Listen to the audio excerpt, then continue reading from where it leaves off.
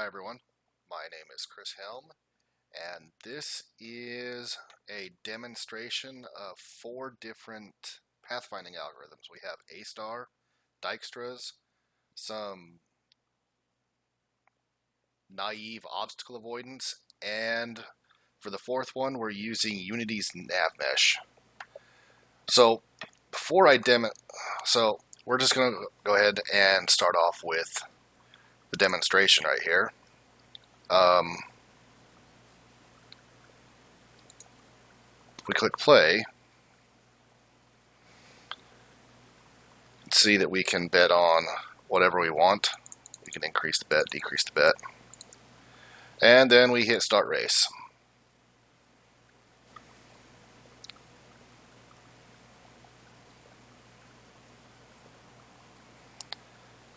Now throughout the race you can left click anywhere on the screen, and if the add monster cooldown timer is off of cooldown, it will add monsters.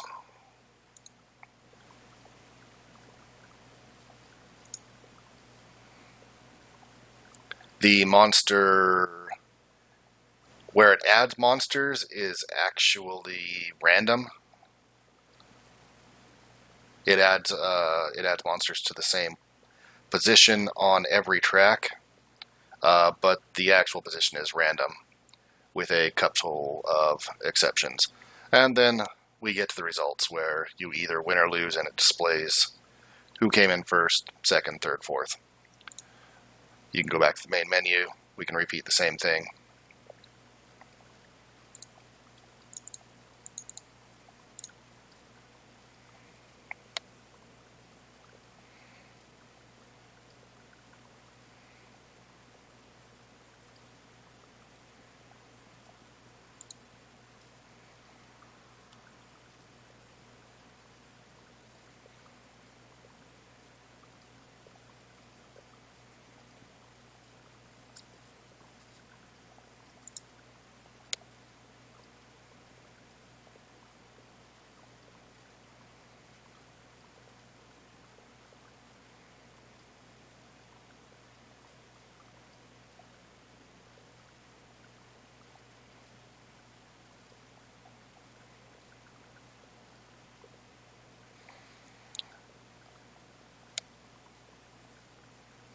Alright, so we lost that time. Okay. So, just to show you guys how everything works, if we come over here, I have a lot of code written for this, so I'm going to... So I have an AI world interface that keeps track of all the world data that the AI needs. And then we have our standard data script. And then we have our four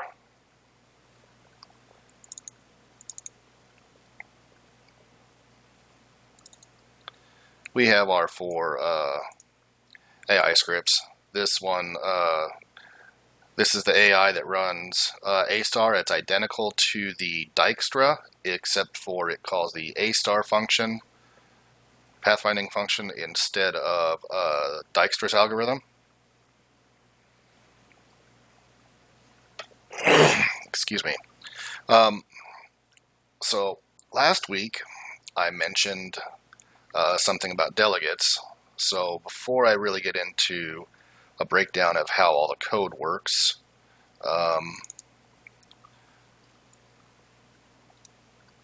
you notice on my game manager I have listed 2 delegates, and I got to pull up the UI manager as well. So I have a start race delegate, and I have an end race delegate, and an instance of each. Now if we come over here, we'll pull up the finish line as well. If we come over here, last week I mentioned that you can, delegates are function pointers, but they can point to multiple functions at the same time. So if you look right here, in the onEnable and onDisable function, I'm using the plus equals to add functions to the start and end race or take them away from those same two delegates. And if you notice A star, I've done the exact same thing. For Djikstras, I've done the exact same thing. All of the AI scripts have that.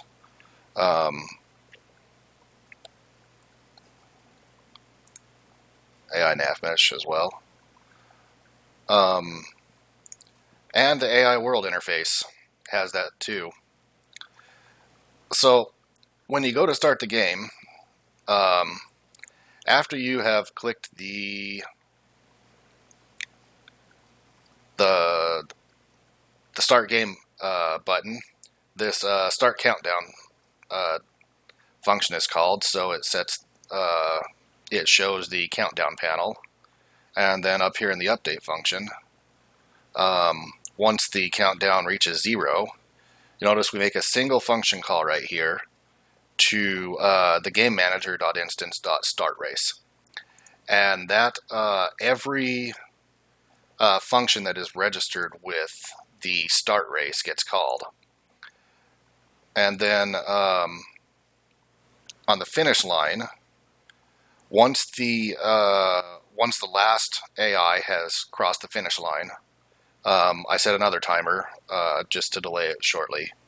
And then once the timer, once enough time has expired, we call the game manager.instance.endRace, and that handles all of the startup functionality and all of the ending functionality, and it keeps it nice and clean for anybody who's interested.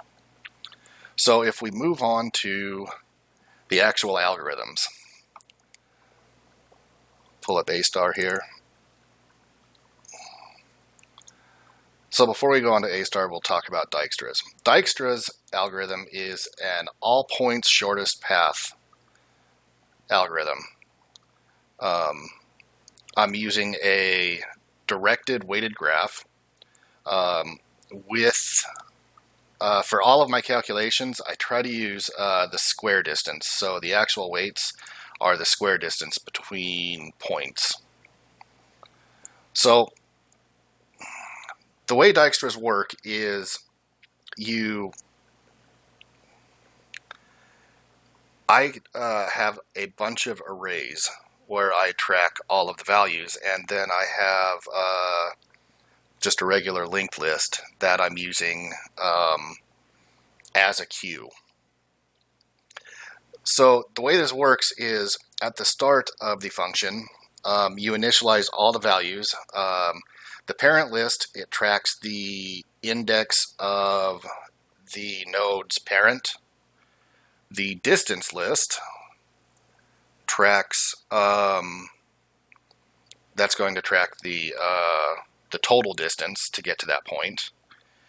And then the marked list will track whether or not that particular node has been added to the queue yet or not. So we start off with a starting index, and we also have our finish index right here.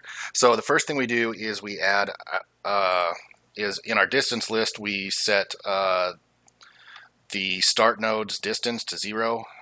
We add the start node to our queue, and then we mark it as true. And we come down here to our while function. And we are going to run this loop until, as long as there's anything in the queue, we are going to repeat this same loop over and over again. And it's pretty simple. So the first thing that we're going to do is we're going to get our vertex. Vertex is going to be the first item in the queue, and then we're going to remove the first item in the queue. And then we have our iterator. Then while the iterator is less than the edge list associated with the current vertex, we're going to calculate the distance.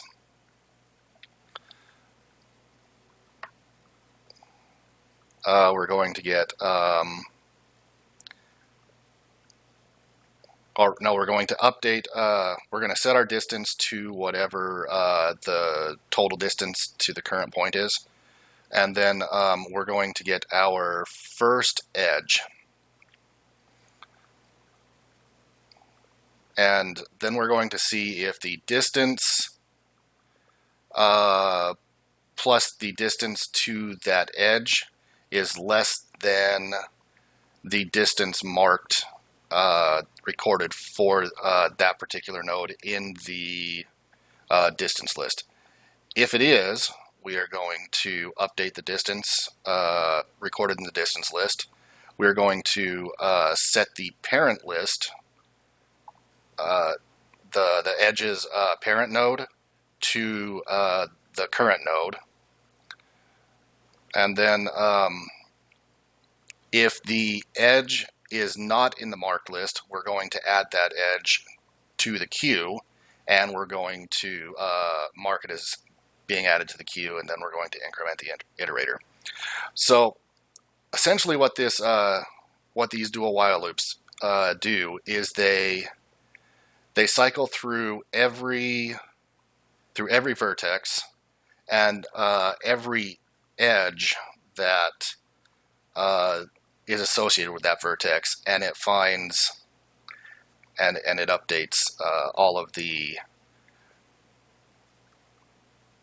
distances.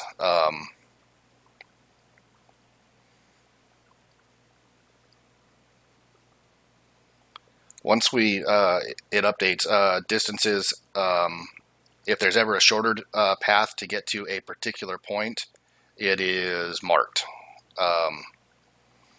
And then we have when we come down here, we set our index equal to finish.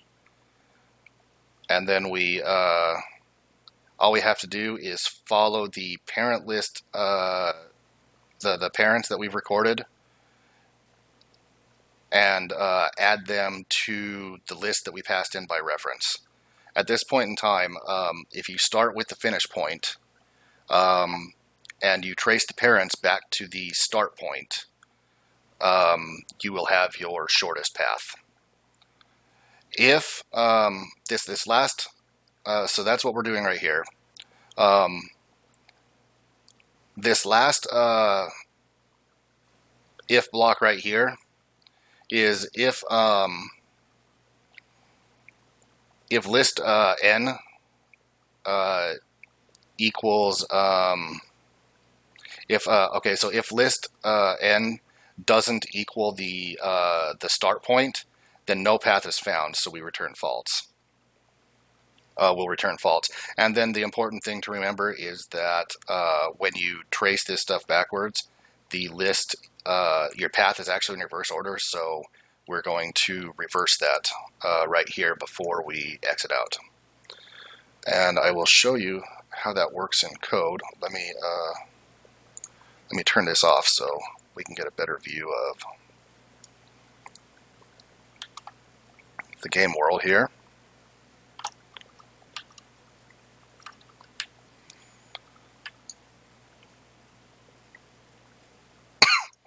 So if we hit play, I have some debugging code in here. Come back to scene. This is already set up for the start point and the finish point. So if we click on this, it will automatically generate a path from the start to the finish, and you can see that that is based on the nodes that are on the track. That represents the shortest path. We can change up the start node to anything that we want.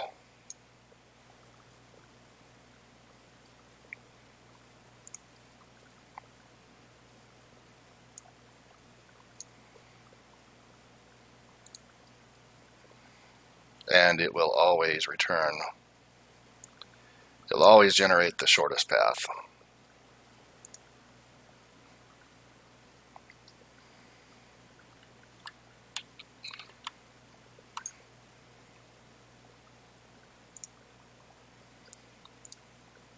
So if we come over here, we can look at the A star.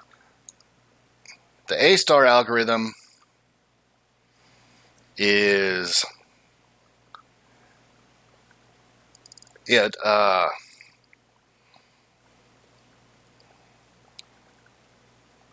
not as complex as the Djikstras algorithm. The Djikstras algorithm, we're juggling 3 different arrays.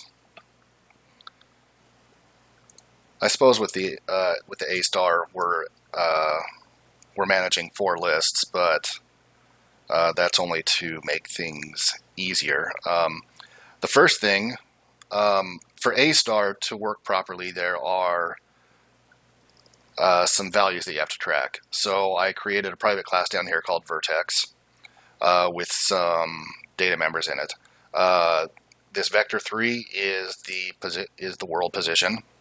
The vertex is the parent, so that's going to be the previous point that you need to go to before you can get to that one. And then we have the F value, the H value, the G value, and the H value. Now, the H value is a heuristic that is used to calculate the cheapest cost to move from whatever point you're analyzing to the end position.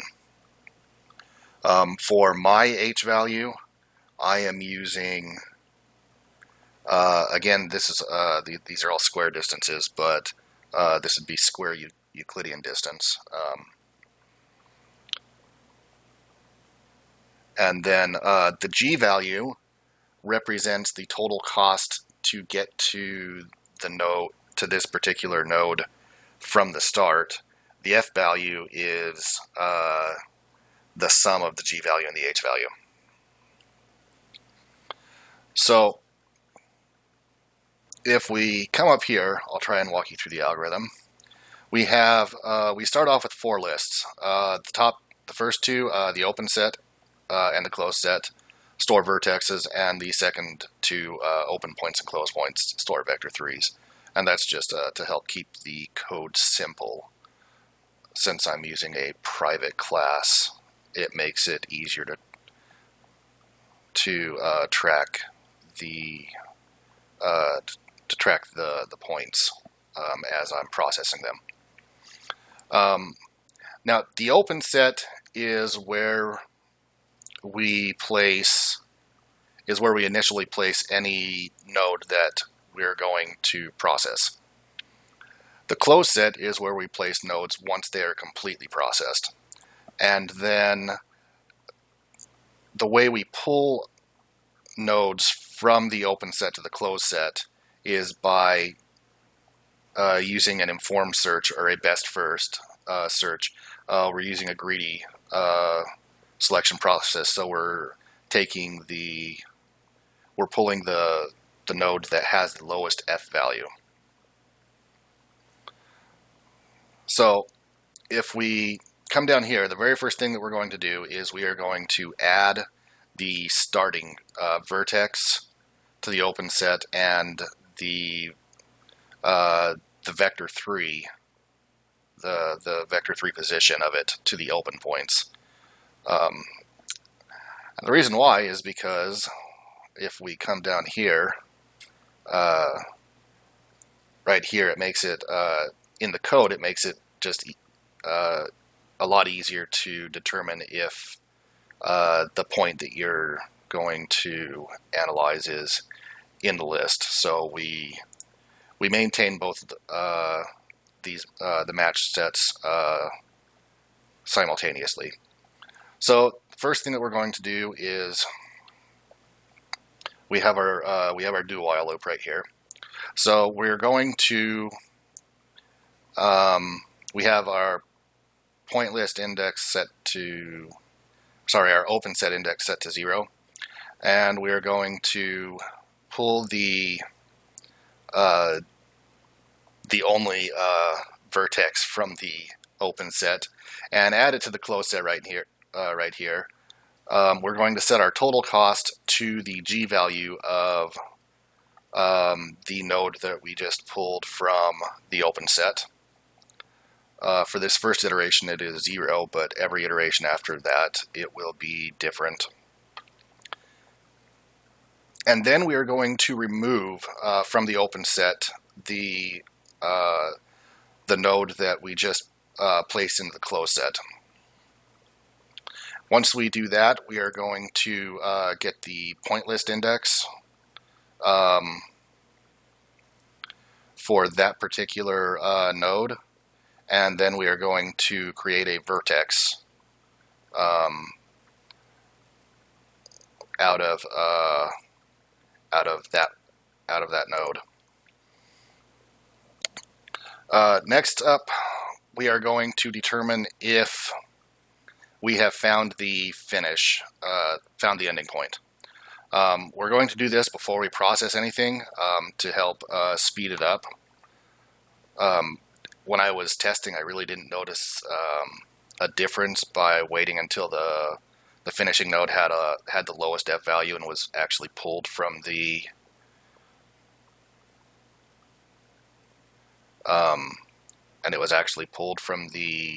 open set to the closed set.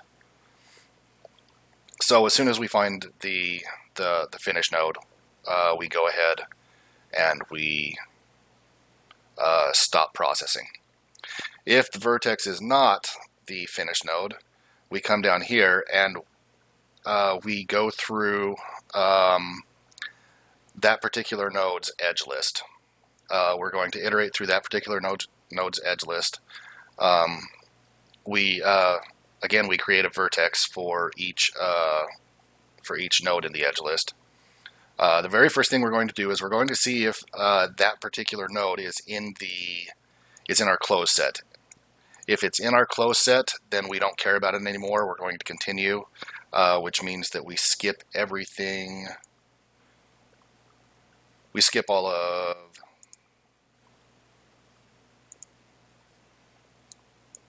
we skip all of this right here, and we start at the next.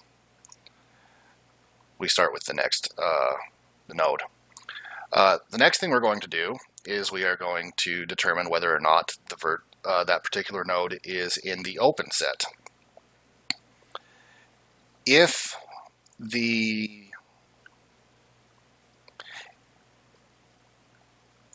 Before I explain this, if the node is not in the open set, we're going to come down here and we are going to update the G value of that node. Sorry, if it is in the open set, we're going to update the G value, and then we're going to update the F value. The H value, once it's processed, will never change. And then we are going to update the parent. If these values are going to change, we will also update the parent. If the node has not been added to the open set yet, so it's not in the closed set and it's not in the open set, we're going to create a new vertex. We're going to assign the current node that's defined by the point list index. We're going to assign that as its parent, and then we're going to process the GH and F values for it, and then we're going to add it to the open set. Now, once we get done processing the entire edge list, we are going to go through and we are going to find the node that has the lowest G value. And we are going to repeat this entire do while loop until, in that manner, until the finish node has found or the open set is empty.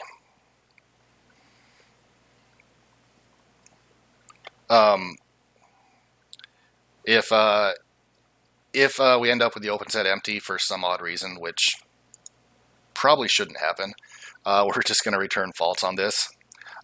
If we did find the finish, we are going to take and add the finishing point to our path list, and then we're going to get the index of the finish point's parent. And then this little for block right here, we cycle through the close set, starting with the last index, working towards the first. And if the current node is equal to the parent of the previous node, we're going to insert that before the we're going to insert that at the beginning of the list so we can avoid having to reverse it. And then we're going to get that node's parent. The reason that we do it like this is not the path, unlike Djikstras where you can follow the parents from finish to start, and it will give you a definite shortest path. In A star, that isn't necessarily the case because every node, you're not processing every node. So, and once a node goes to the closed set, its parent never gets updated. So we don't know for certain that the nodes, not every node in the closed set is part of the path. So I can show you how that works real quick. We come over here.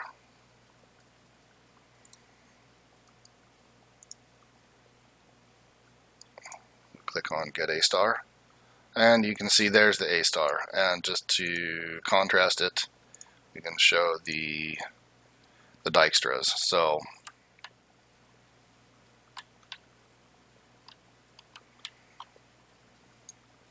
that's the difference. That's the difference between A star and Djikstras. A star is not exactly shorter than Djikstras, but it's short enough.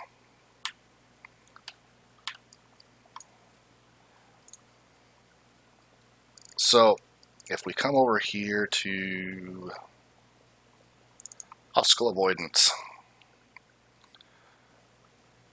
So for the obstacle avoidance,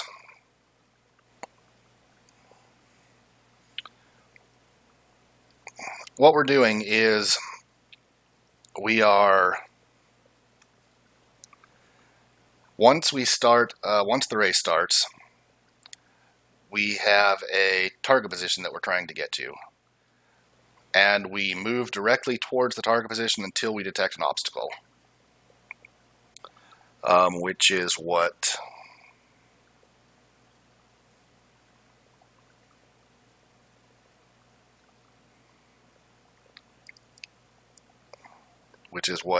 this little block of code tells us. So we're running a sphere cast here that has the same diameter or the same radius as our AI character. And if it hits anything, well, first off, if it doesn't detect anything, we're not going to worry about having to navigate an obstacle, and we're just going to keep on moving towards the end position. If it did hit something,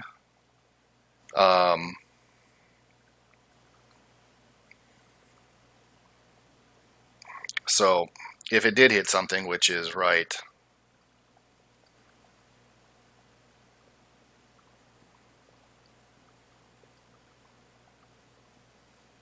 okay, yeah. If we're not navigating an obstacle and the sphere cast did hit something, then we're going to come down here. We're going to set navigating obstacle to true. And we're going to navigate the obstacle, and we're going to set an obstacle navigation timer. This is a fairly naive setups. So the way it works is once you start navigating an obstacle, we come up here. We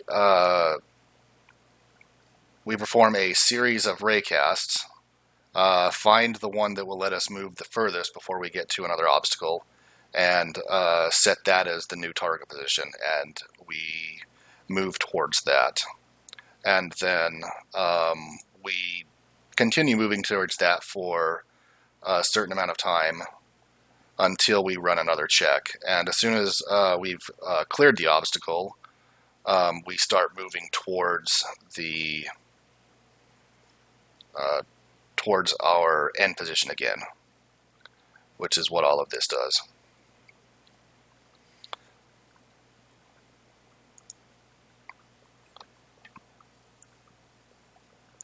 So the last, and in case you were wondering what this is, we have a turn functionality, so we constantly are steering, and then our movement code is just a simple move using the character controller. The last thing is really, really simple. With Unity, you get NavMesh. So for my fourth choice, I opted to go with the NavMesh. And this is, all of this is self-contained, so all we do is we tell it to go to the position and make sure that the appropriate variables are set on the NavMesh agent, which is right here, by making sure that we have auto repath checked. If it ever finds any obstacles, it will calculate a new path.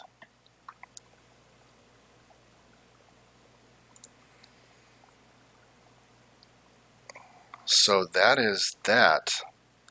I hope that my explanations were coherent and understandable. The algorithms, they make sense to me. If you guys have any questions, feel free to ask. And thanks for watching.